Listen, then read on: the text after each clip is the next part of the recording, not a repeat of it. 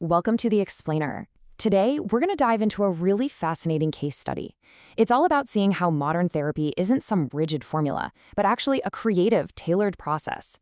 We're going to see how a therapist can blend a bunch of different approaches to help one person work through a pretty complex web of struggles. So let's start with the person at the center of all this, Stan. This one quote from him is just incredibly powerful. It really captures the immense weight he's carrying into therapy. It's this deep, profound sense of guilt and failure that's just coloring his entire view of his life. And when you look at his issues, you see they're not just a random list. They're all tangled up together. It's this web of anxiety and self-doubt where every problem just feeds the next one. He's afraid to try, which makes him feel like a failure. He feels anxious, so he drinks, and that just leads to even more guilt. So the big question is, where do you even start with all this? How does a therapist begin to untangle that knot? Well, the answer isn't as simple as just picking one type of therapy off a shelf. Instead, the therapist here uses what's called an integrative approach. Think of it like a flexible game plan that's actually designed for real-world, messy problems, not something you'd find in a simple textbook.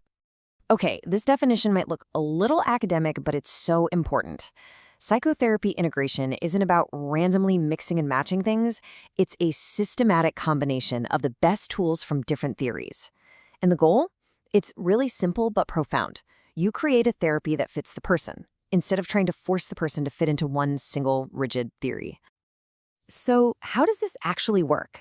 Well, the therapist boils it all down to three core areas: what Stan is feeling, what he's thinking, and what he's doing.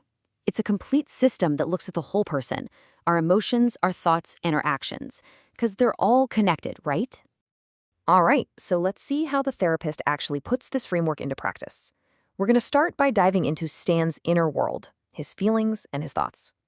So here, the therapist is pulling from ideas in Gestalt and existential therapy. Instead of just talking about sadness, the therapist guides Stan to actually experience it directly and safely right there in the room. By asking him to focus on that physical feeling in his chest, these buried emotions of sadness and hurt, they get a chance to come to the surface so he can finally deal with them. But of course, feelings are almost always tied to our thoughts.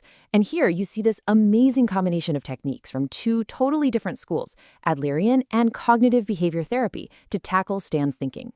The therapist helps him find his private logic, those core self-defeating beliefs he holds, and then one by one helps him challenge them and replace them with thoughts that are way more rational and helpful. Now, getting these insights, really understanding your feelings and challenging your thoughts, that is incredibly powerful stuff. But as any good therapist will tell you, that's really only half the battle. This is the million-dollar question in therapy, right? This is the pivot. How do you build that bridge between understanding your problem in the safety of the therapist's office and actually living a different life out there in the real world? And to build that bridge, the therapist uses behavioral techniques. They assign concrete homework. But these aren't just chores. Think of them as real-world experiments. Every single one is designed to let Stan test his old fears and give him a chance to build new, better habits. It's about proving to himself through action that the disasters he's predicting just aren't going to happen. And this really brings us to the whole point of this approach. These different pieces, feeling, thinking, and doing, they don't work in isolation. For real change to actually stick, they have to be woven together into a single, cohesive strategy. And this chart, wow, it just lays it all out perfectly. You can literally see the therapist picking specific tools for specific jobs. For the feeling domain, they're using Gestalt. For thinking, they bring in Adlerian and cognitive ideas. And for doing, they lean on behavior therapy. So the therapist isn't just a cognitive therapist, they're Stan's therapist, using exactly the right tool for the right job at exactly the right time.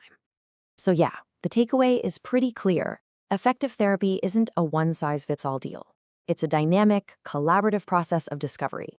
Why? Because human problems are messy. The approach has to be tailored to fit the unique landscape of the person who's asking for help.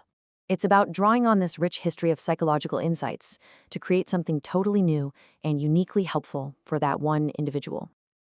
In the end, Stan's case just shows that change is absolutely possible, even when you're starting from a place that feels hopeless.